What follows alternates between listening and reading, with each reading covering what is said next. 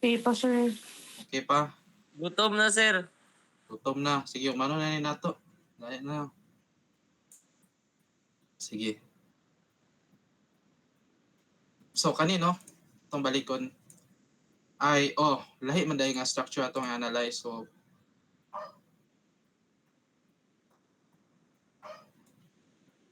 So, kamo no, kung gusto mo pwede na magkaon ka mo discuss dahil. May nga na, ang pugusaw nag-online class.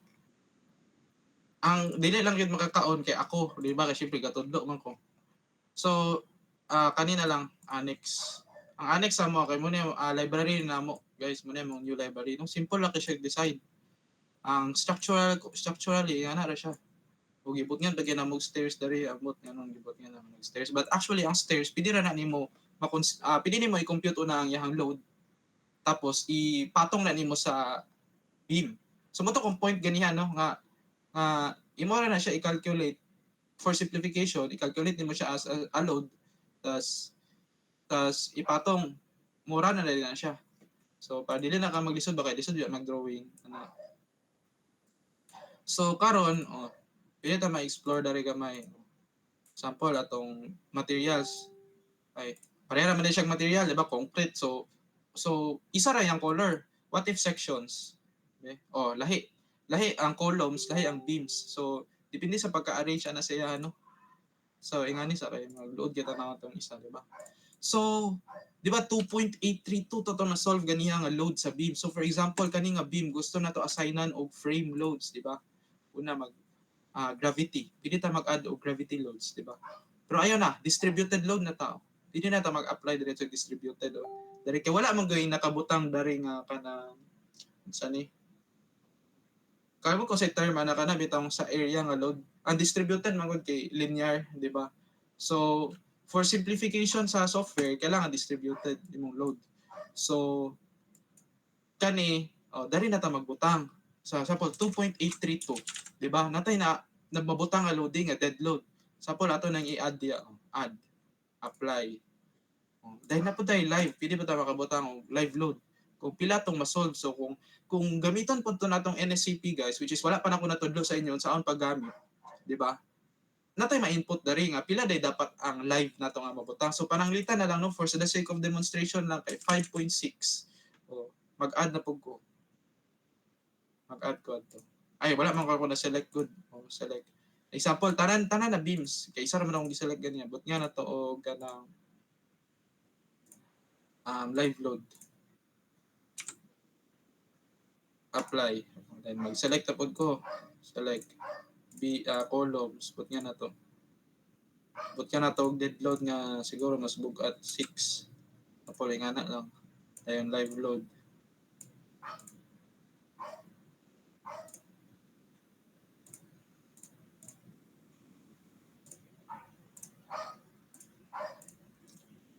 So, applyan na to. Example, ingana lang ha. Kung kamo mag-structure analysis pa mo, much deeper pa inyong kailangan buhaton, no? But ato lang ipadagan ang analysis. Pakita na to ba? Example, i-run na to. Unsa day ang para mas ma-appreciate ninyo ba? Example, run. Mag-run ta. Actually, dari, dagan pa kay mga kuan, no? Gani akong gibutang, di ba, kay dead, live, o earthquake. Pero ang earthquake, wala na kuan dari na pagawas. Kay lahi mo itong structure akong gibut nga ganiya. So, pananglitan na lang kani. Naay nakabutang dari nga, nakaset na di siya daan, naay mga dead load, live load, roof light, push X o push Y. So, kanang push X o push Y, kanang another step na siya analysis sa atong earthquake engineering, no? Nga simpler method. So, dili na to na siya iparun. Ato lang iparun kay ato ang dead load o live load panangilitan. Kay, ang mura man itong gipang apply. So, di makita ninyo, na action dari run o do not run. So, ato i-run. Tanawon din nato sa mga tabo. Bang. Diba, ingana. So, makita na nato diretso, kuan lang, kanang observation lang ba? Unsay possible failure sa ato ang building. Maingani day siya. Maingani siya.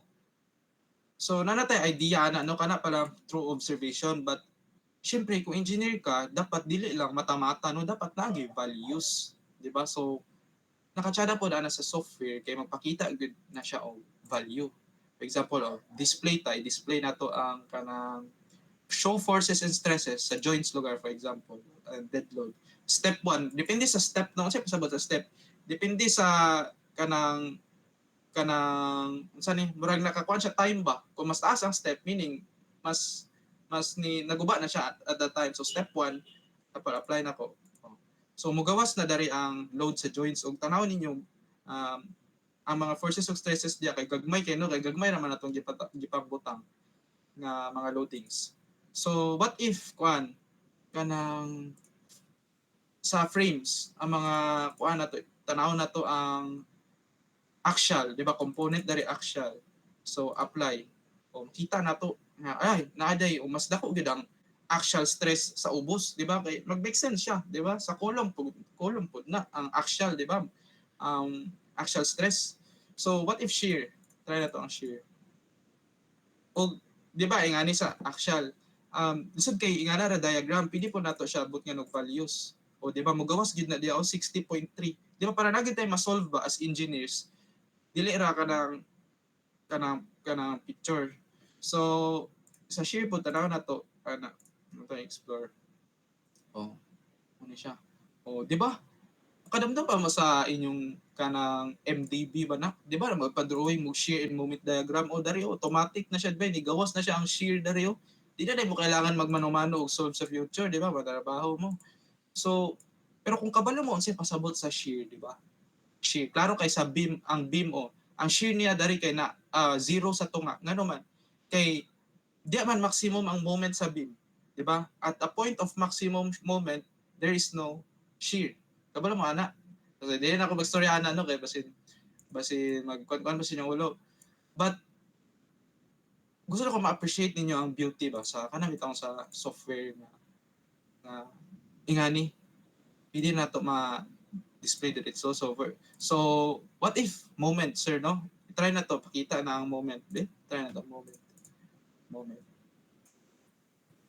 oh di ba ingana ang itsura sa tong moment di ba sa tong mga moments sa tong beam di ba makuha na to kakuha mo sa moment diagram nakakuha na mo naka-follow ra mo guys no so meaning ana important kay no ang challenge na lang sa inyo karon as students kay sabta to ninyo nganong ingadto nganong na movement nganong na shear kay sa future magud software ihatag na niya tanan sa imo ha naara din sa imo nga dapat kabalo ka unsay kuan na unsay purpose so gusto pod nang tanaw ipakita sa inyo dari no katong automatic na niya may balaan asa ang pinaka-vulnerable nga part sa structure. Kaya nga naman po na mong thesis doon. Isa sa mga observation, identify the most vulnerable part of the structure. So, unfortunately, kalimot ko no, asa to nga step. Si malangan pa ta dari ba ko ipakita pa na ako sa inyo bitaw ko asa. But sada kay to siya guys. So, another po to siya nga feature, di ba? Ma-identify nimo. Ug aside ana, kung gusto ka mag-create og innovation sa imong structure, imo na padako ng imong beams, columns, nga dari na identify man di ay nimo nga diya siya pinaka weak pili nimo siya padak-an or ilahi nimo yung properties niya sa sulod sa yang concrete ang mga rebars kay dayon nimo dimension nga depende sa imo ha mariran na nimo tas ma-observe nimo diretso ko say difference di ba so simple na tong analysis ba so karon no brag wait sa ako sa nyo pakita sa inyo. Diba, inana man ang moment. Ang values at ang values. O, napoy values guys, diba, para automatic, actually gamay kay moment yata go. But yeah, just like what I said, tungod na sa inaccurate atong loadings. So, karon i-open ako ang floor for questions, no? Aba may mga questions, guys. Ano ko na stop share. Ay, dari na lang ako niyo. Kung ano na present. So, naaba mo'y question? Sir, essay type ang quiz ugma. Lagi ba? Kakuan ba nga no? Sa dagan kikayaw-yaw murag unsa kaya imo ang i-quiz? Di ba? Murag ngana siguro kasi ng dagan karon mo. Sa dagan sa inyong utok. Kuan akong quiz guys kanang kuan lang katong mga walay essay no. Time consuming magud ang essay. kanang mga kuan na identification. Kana example, unsay meaning sa NSCP, unsay meaning sa asset, kanang simple lang gyud kaayo, kanang sure gyud ko nga magamit ninyo sa future. Ayun ang multiple choice kay ang nakakapoy sa multiple choice ang examiner or ang gapakuan. Kaya di ba mag-vote pa. Kanang simple lang, tagaan na ta mo clue sa mga meaning sa mga acronym. Side ana kay kuan. Okay. Unsa mga lain-lain nga mga loads, dead load, live load, i-define ako then nako unsa na siya. Like unsa na siya? It is a type of loading which is permanent. For example, mga ingana. Tapos unsa pa tong pang discuss? Di ba kadtong mga kuan na lang din siguro mga lisod nga part kay kadtong mga facts. Siguro timanin na lang ninyo unsa gamay ra man to di ba? RA 6541. Kana ma-memorize man gud na ninyo kay kana ra man pud siya isa ra man katong mga laylay nga law ayaw na katong mga importante lang RA 6541 o PD 10 something kana lang duha. Actually ayaw na na kapoy na kay nang kuan. Ani na lang sa katong National Building Code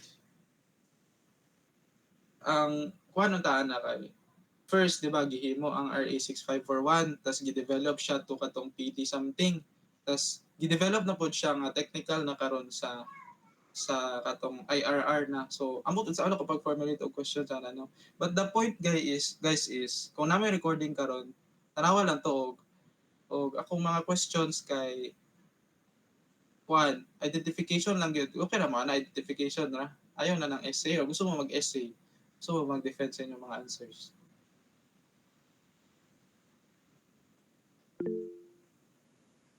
Nga na-trauma na mo sa essay. So, augma, ipanguli na ko yung paper, no? Na-check na ko actually yung mga paper. O, isa-isa yun ako nag-comment, guys, no? O naningkamot yun ko katong long weekend, no? Pila ko ka oras nagkuhan kay, bisag ka na simple lang kay nga grammar. Ako ang ganang gi-circle diya, ana. Nga naman, explain na ko na. Sir, nga kuhan mo ka, di man ta English subject. But later on, i-discuss na to na, nga important na siya. O, wala po na ako na siya gigraduhan actually nga in terms sa grammar. Ako lang gi-highlight.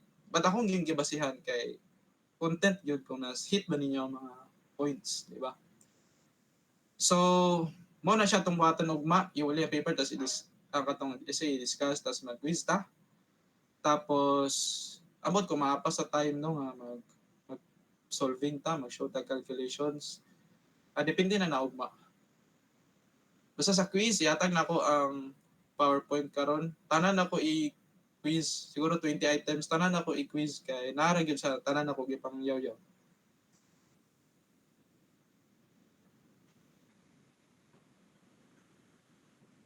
Kira na?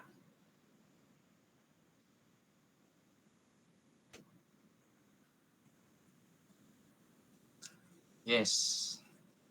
So ayaw mo ka pulbanog, ayaw mo ka anxious. Relax lang.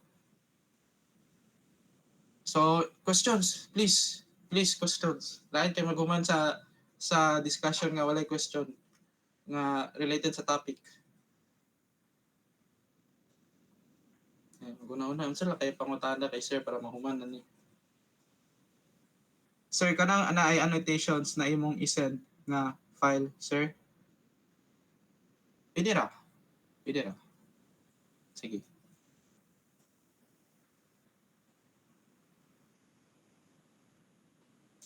So tip lang sa quiz do ko unsa kung mga gina-emphasize per me. Di ba? Ug along the discussion nag-ingon man sa ko sa inyo nga ayaw ninyo timan na kay dili gyapon na papilot sa quiz. For example katong mga dates sa unsa ang first NSCP nga 1972 tas next dili na ko memorize unsa order kay di ba dili ba na ang point akong emphasize gani ang point is naay pattern. Mga ingana ba? So, sa pa man question?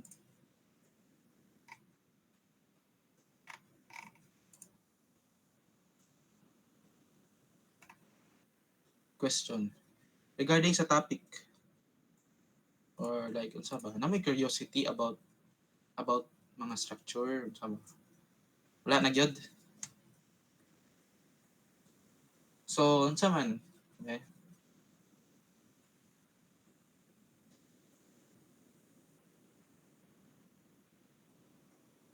So, wala naman siguro no para makakaon na pud. Di ba? Okay na mo. Okay na mo, guys. Okay, so thank you kay sa pagpaminaw, guys, no? Ug I hope na mo'y natun-an sa ako, although sure ko nga wala na ako na-satisfy ang inyong mga tanan mga questions, no? Kaya ako po no feel na ko nga wala gyud ako na answer to that degree. But I hope naman na po may na-learn o eventually sa atong class kay ma-clarify na siya tanan. So, mo na lang. See you tomorrow. Og prepare yellow pad. Yellow pad. One half lengthwise na siguro kay 20 items man.